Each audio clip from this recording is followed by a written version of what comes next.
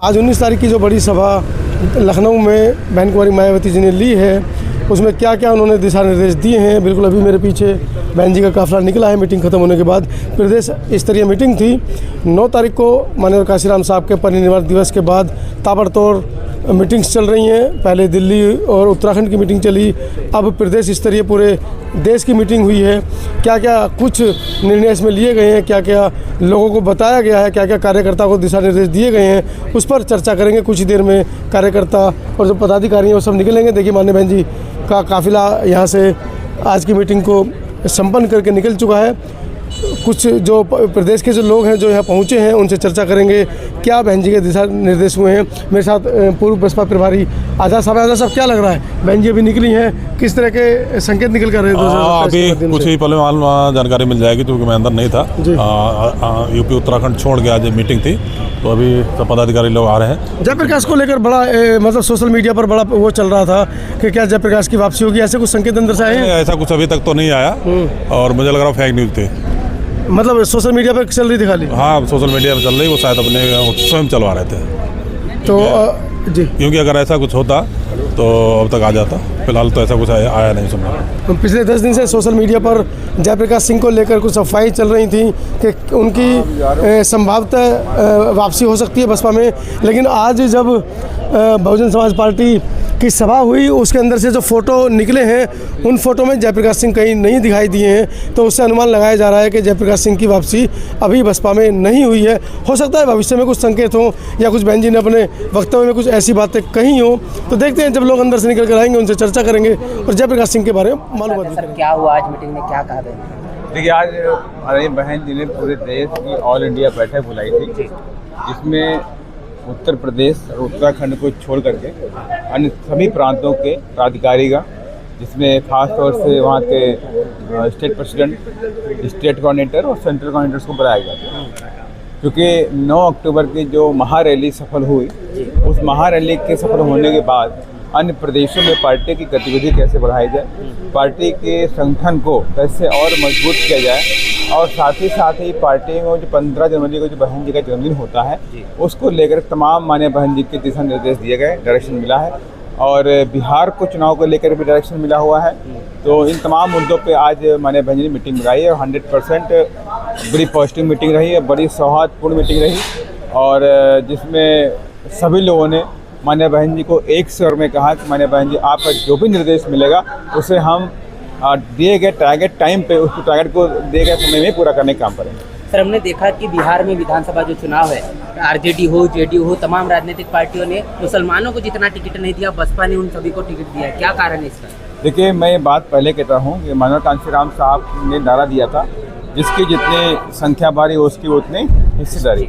बिहार के अंदर बहुजन समाज पार्टी ने जब टिकट का जब बंटवारा किया, वो अति पिछड़ा, मुस्लिम, दलित, आदिवासी तमाम चेहरों को बीएसपी ने टिकट देने का काम किया। और तमाम सीटों पर जो सामान्य की सीटें हैं, उन सामान्य सीटों पर भी दलित समाज के युवाओं को लड़ने का मौका दिया है, ताकि नई लीडरशिप वहाँ पे खड़ी हो सके, नए लीडर वहाँ पैदा हो सके। उन तमाम नए अवसरों को बीएसपी ने वहाँ पर देने का काम किया है। और मुझे पूरी आशा और उम्मीद है कि इस बार बहुजन समाज पार्टी बिहार में बहुत अच्छा करने जा रही है। 7 से 8 विधायक बसपा में आए हैं, उनको टिकट दिया गया है। क्या करना चाहती है बसपा बिहार में? 7 से 8 पूर्व विधायक आए हैं, कई पूर्व मंत्री भी नई पार्टी ज्वाइन करी है। तो पहले तो मैं आपके चैनल के माध्यम से उन सभी लोगों को मैं बधाई देता हूं और कांग्रेस करता हूं कि उन्होंने बीएसपी की विचारधारा और माननीय बहन जी की विचारधारा पर आस्था विश्वास रखकर पार्टी ज्वाइन किया है। निश्चित तौर से उनके आने से पार्टी की गति में हमें तेज़ी मिलेगी। और जो वहाँ पे रुझान इस तरह से आ रहे हैं कि जिस तरह से सामाजिक समीकरण का ध्यान रखा गया है और सामाजिक समीकरण को ध्यान में रखते हुए ही वहाँ पर टिकट का वितरण किया गया, तो 100% रिजल्ट चौंकाने वाले। बहन जी की रैली बिहार में होने की क्या आशंका है, कुछ बात इस पर कही गई? बहन जी की रैलियाँ होंगी और माननीय आकाश आनंद जी की भी प्रोग्राम लगाए जाएंगे, जिसकी घोषणा बहुत जल्द कर दी जाएगी। सर, मैं पूछना चाहूँगा, जो 9 अक्टूबर की रैली को लेकर के क्या बिहार के चुनाव पे इसका प्रभाव पड़ेगा? बिहार पे चुनाव पे क्या, पूरे देश में पड़ रहा है। पूरे देश में लोग एनर्जी का उत्साह संचार हुआ है।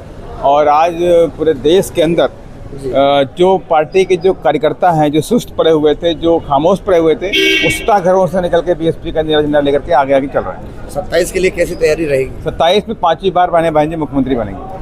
भाईचारा कमेटी को जो 2007 में रहती थी वो उसका विस्तार किस तरीके से होगा? देखिए, उसके लिए माननीय बहन जी ने 16 तारीख की मीटिंग में डायरेक्शन दे दिया है, तो मुझे लगता है कि उत्तर प्रदेश का मामला उत्तर प्रदेश के लिए ज़्यादा महत्व है। आप बिहार को देख रहे हैं, कितना प्रतिशत बदलाव हुआ है? देखिए, बिहार के अंदर काफ़ी बदलाव देखने को मिले हैं और उसमें प्रतिशत में उसको बोलना पॉसिबल नहीं है, लेकिन ये उम्मीद है कि इस बार बिहार से चौंकाने वाले रिजल्ट बहुजन समाज पार्टी लाने जा रही है। मैं लता गडाम, स्टेट कोऑर्डिनेटर बसपा छत्तीसगढ़। क्या रहा था आज माननीय बहन जी का दिशा निर्देश या कोई नई नीति? जी, नया दिशा निर्देश मिला है। जैसा कि पिछले अप्रैल से सितंबर तक हम लोगों ने जो है संगठन को मजबूत करने का काम किए और अभी भी संगठन को मजबूत करने के साथ साथ पार्टी को आर्थिक सहयोग देने का जो है अपील माननीय बहन जी ने के निर्देश दिए हैं। और हम लोग हर साल ही पार्टी को आर्थिक सहयोग करते हैं। कार्यकर्ता, पदाधिकारी और जितने भी समर्थक लोग हैं वो हर साल अपनी नेता को जो है वो आंदोलन को आगे बढ़ाने के लिए सहयोग करते हैं। तो इस बार भी माननीय बहन जी ने निर्देश भी दिए हैं, अपील भी किए हैं कि ज़्यादा से ज़्यादा पार्टी को सहयोग दें ताकि हम ज़्यादा से ज़्यादा कार्यक्रम लगा करके पार्टी को और ऊंचाई तक लेकर। कार्यकर्ताओं से सहयोग या जनता से सहयोग? आम जनता नहीं, जो पार्टी के समर्थक हैं, समर्थक, कार्यकर्ता और पदाधिकारी है ना, तो जो आम जनता है जब विचारधारा को समझेगी तो वो हमारा समर्थक हो गया, तो उनसे भी हम सहयोग लेंगे। वो भले ही 5 रुपए दे सहयोग। इशारा हर बार करते हैं कि 5 रुपए 10 रुपए भी हम जो है घर घर से सहयोग लेकर के माननीय बहन जी के जन्मदिन पर हम लोग भेंट करते हैं। इशारा जन्मदिन को लेकर है?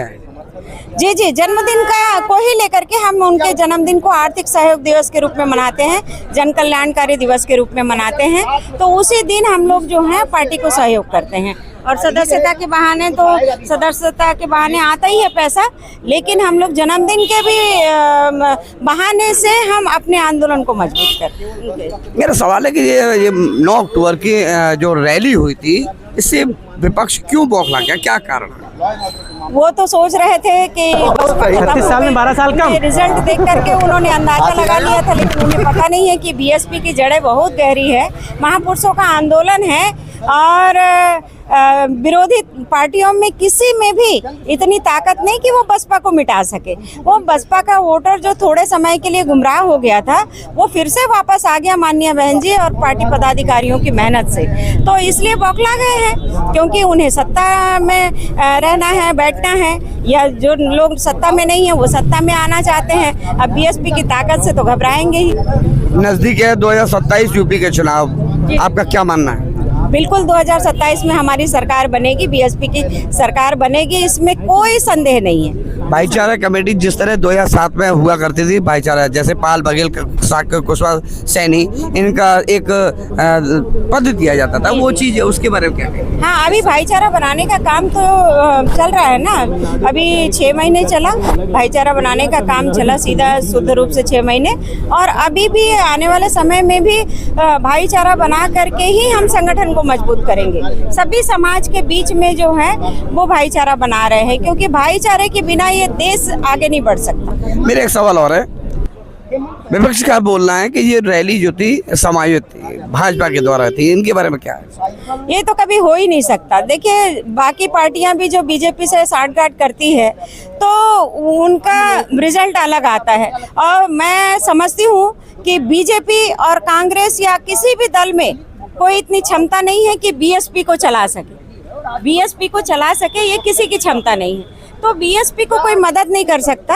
आज ही नहीं, इसके पहले भी कई सारी रैलियां हुई हैं। कार्यकर्ता, समर्थक, पदाधिकारी सब अपने संसाधन से ही वो आते हैं इधर, और कोई उनको ला करके दे या उनको वो करे ऐसा नहीं है। बीएसपी कंपटीशन में है, और क्यों बीजेपी अपने विरोधी को ताकतवर बनाएगी? ये तो सोचने वाली बात है ना। मेरा आखिरी सवाल है, आपने कहा कि 2027 में सरकार बना, किस आधार पे आप इस बात को कह रहे हैं? संगठन के आधार पे बोल रही हूँ मैं, और जिस तरह से युवाओं का जोश और उत्साह बढ़ा नहीं थी, उनके सामने वो मंजर नहीं आया था, लेकिन जिस तरह से अभी शोषण हो रहा है, अत्याचार हो रहा है, और फिर जो पार्टी की ओर से जो कैडर दिया जा रहा है, सही और गलत को समझाया जा रहा है, युवाओं को जो दिशाविहीन हो गए थे उनको लाइन पर लाया जा रहा है, और जो माननीय बहन जी के जो प्रोग्राम हुए तो उनसे उन्हें समझ आया कि कांग्रेस और बीजेपी का शासन देखा, हमने माननीय बहन जी का शासन देखा, वो नेता देखे, हमने बीएसपी बीएसपी के नेता देखे तो माननीय बीएसपी ही नंबर 1 है, हमारे